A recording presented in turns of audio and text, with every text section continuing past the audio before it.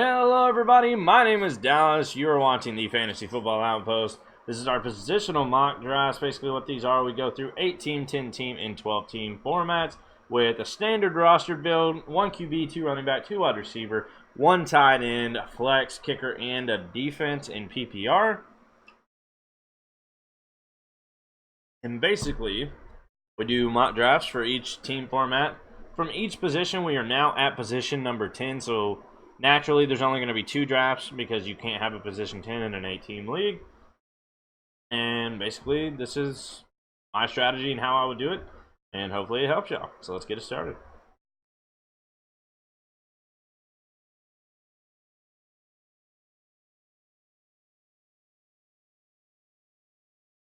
One second. Sorry, guys. Pulling this up.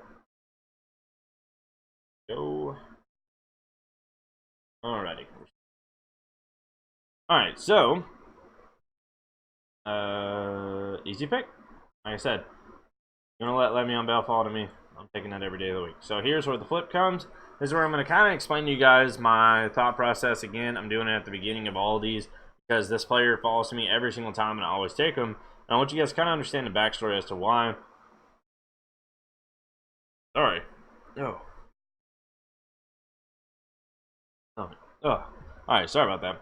So my wide receivers go DeAndre Hopkins, Devontae Adams, and then, and this is based on how I think they'll finish the year, then it goes Tyreek Hill. And the problem with Tyreek Hill is he's such a roller coaster ride that I don't actually draft him until 5th wide receiver off the board. I would rather have Juju Smith-Schuster as my number 4, Julio is my number 5, Michael Thomas is my 6, Odell is my 7, Mike Evans is my 8, Antonio Brown's my 9, and Keenan Allen's my 10.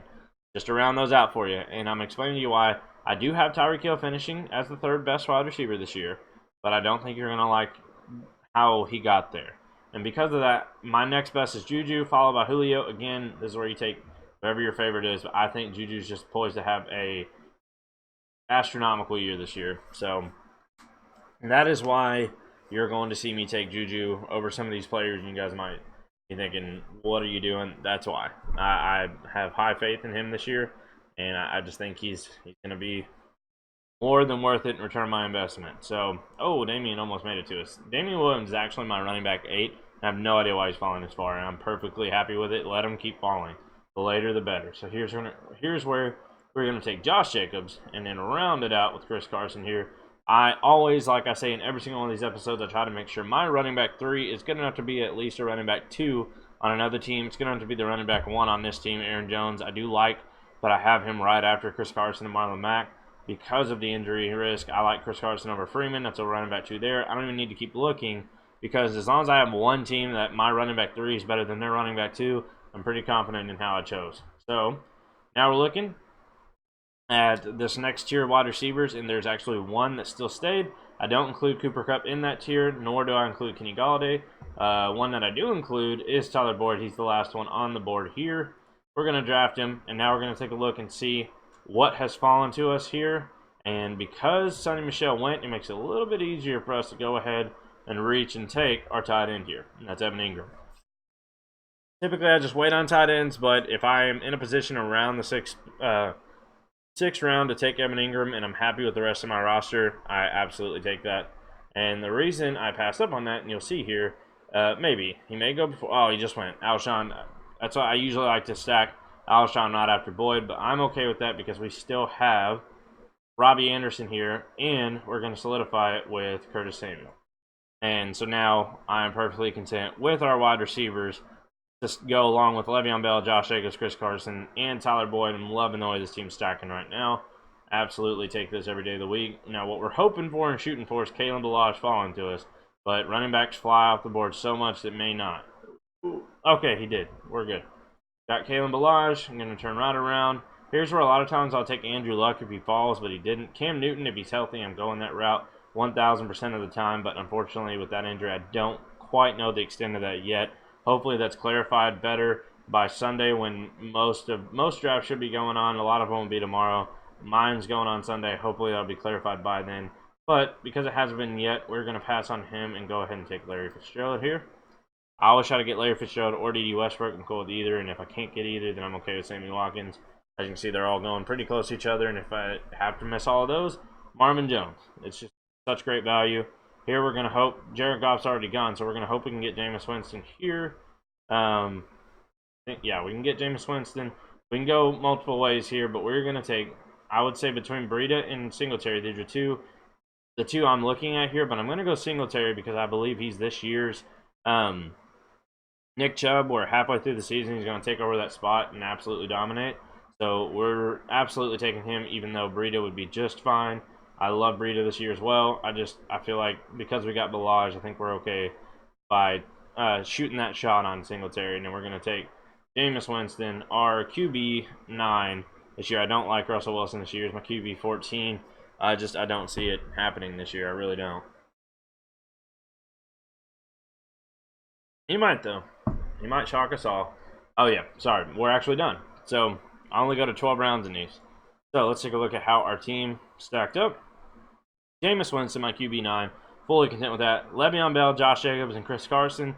Again, I always try to make sure my running back 3 is good enough to be a running back 2. It is on multiple teams, potentially running back 1 on that team. And so we'll potentially 1 on that team too, because I don't know. David Montgomery's, that's a tough decision there, actually. But then we got Juju Smith-Schuster, Tyler Boyd. Solidified that with Robbie Anderson, Curtis Samuel, Larry Fitzgerald. Perfectly content with my wide receivers. Cam Balaj and Devin Singletary to back up these running backs here with Evan Ingram. Evan Ingram, our tight end 4, fully content with this roster. So let's go ahead and resume in the draft. Go back, do the same thing for 12 teams.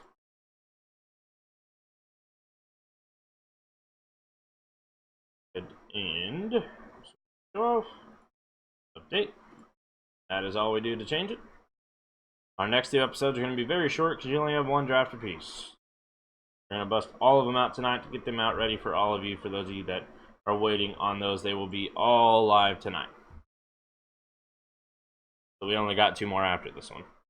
So technically, this is our 3rd from last mock drafts on these positional mock drafts. I wanted to bust them out and get them out to you all before Saturday. So here's where we're looking, and this is why I said, and I'm glad things panned out the way they did, because you can kind of see where I'm leaning. This is where I take Juju every single time, because I have more faith in him than these others. Tyreek Hill would have been the next one. Tyreek Hill actually is our next one. No, he's not. Joe Mixon's there. So we're taking Joe Mixon. He's our running back 7. I really still don't understand why he's falling so far in ADPs. I'll take it. Let him keep falling. I'm perfectly content. Was it 1, 2, 3, 4, 5, 6, 7, 8, 9th running back drafted? Give him to me. Damian Williams is another example of that. No idea why he's falling so far. We just want to hope we can get Chris Carson or Marlon Mack here. We got Chris Carson, thankfully. We can get David Montgomery as well. We can. Look at that. Nice.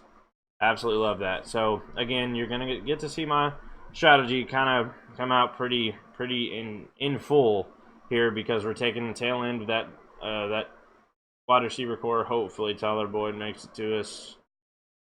Oh, it's close. It's risky. Okay, he made it. He's the top one right there. But that's okay. Like I said, Evan Ingram's off the board, making this easier for us to solidify our wide receivers by taking Alshon right here. You could argue O.J. Howard, but I like being able to have Alshon right there. And we just simply wait and let things fly through here. And you'll get a better example of what we like to do here. Alright, so now it's back to us in the 7th. I cannot believe he made it. Curtis Samuel slipped that far. I absolutely take Curtis Samuel every chance I can get. Pairing him there, we're fully content here. Still get Kalen Balaj at the running back position here. This is great results right now. I'm super happy with this team right now. This is fantastic. We're the only team that has not drafted at least a quarterback or a tight end. Well, it was them too, but they just took their tight end.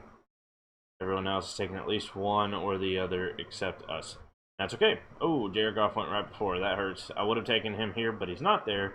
Now we move on. Like I said in the last episode, we take Devin Singletary anywhere we can get him. I love his opportunity this year.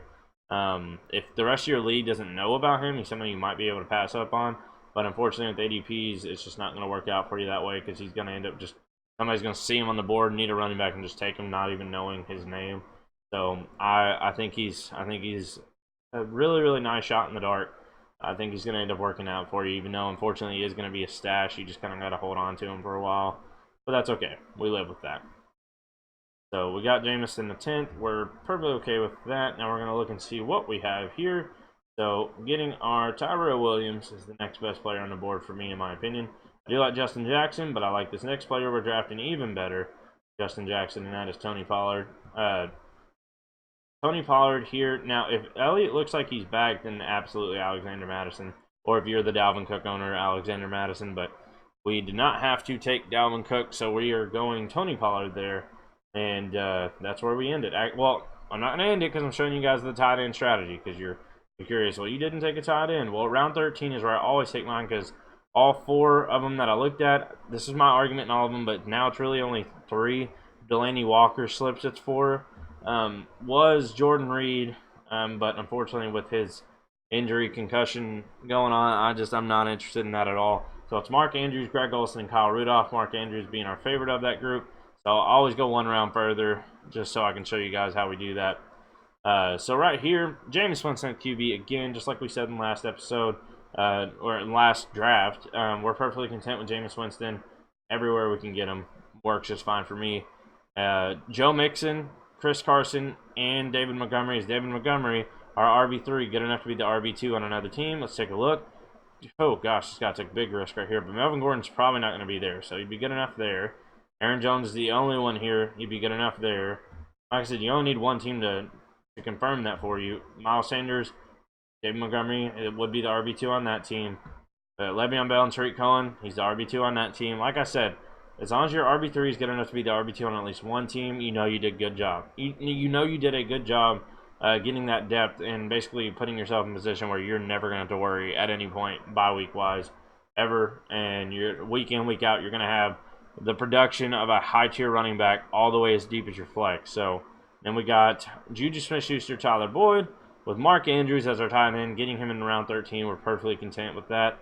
Alshon Jeffrey, Curtis Samuel, and Tyrell Williams solidifying our wide receivers.